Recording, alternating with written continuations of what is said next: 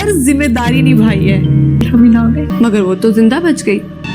आप 2 दिन से घर नहीं आए हैं। आपको पता भी है कि मुझे आपकी कितनी फिक्र हो रही थी। रिपोर्ट्स का मुझे कुछ नहीं पता। तुम कबीर को डिजर्व करते हो। जानता हूं मैं माफी के काबिल नहीं, लेकिन फिर भी पल दो पल ड्रामे की आने वाले एक साथ तो बहुत ही ज़्यादा इंटरेस्टिंग होती हुई नज़र आ रही हैं। जैसे कि अब आप लोग देखने जा रहे हैं कि अब रिदा ने जो कदम उठाया है, अब रिदा को तो अब पता चलेगा कि अब सुलेमान की असल हकीकत है क्या। क्योंकि अब जब तक तो उसके भाई और माँ ने समझाया तब तक तो रिदा की अक्ल में कोई बात नहीं पड़ी, लेकिन अब उसे पता चलेगा कि अब रात की तरीके में भागने वाली लड़कियों का क्या अंजाम होता है। और सुलेमान जो कि एक शातिर इंसान था और अपना इंतकाम पूरा कर रहा था अब इस रिदा के भाई से, लेकिन अब रिदा बेचारी जो कि अब उसकी मोहब्बत में सब भूल गई थी कि अब सुलेमान जो कि अब मोहब्बत का दिखावा कर रहा है, उसे तो असल में मोहब्बत है ही नहीं, बल्कि वो तो शहीद भाई से इंतकाम लेना चाहता है। लेकिन अब रिदा ने अपनी मोहब्बत में अब सब कुछ खो दिया, अपने भाई और माँ का भरोसा तोड़ दिया।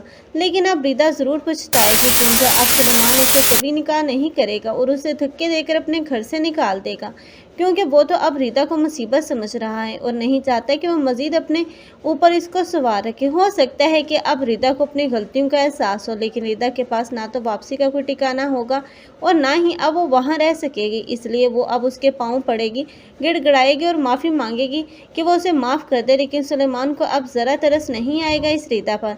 तब रिदा की आंखों से अब सुलेमान की मोहब्बत की पट्टी उतरेगी, तब उसे एहसास होगा।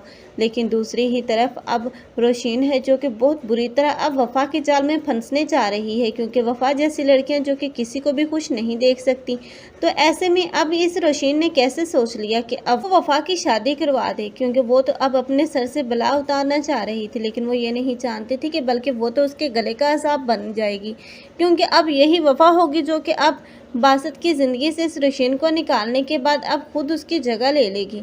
और इस तरह अब रोशीन जो कि उस घर से तो चली जाएगी, लेकिन बासत के दिल से कभी नहीं जा पाएगी, क्योंकि एक न एक दिन बासत को अपनी गलतियों का एहसास हो ही जाएगा।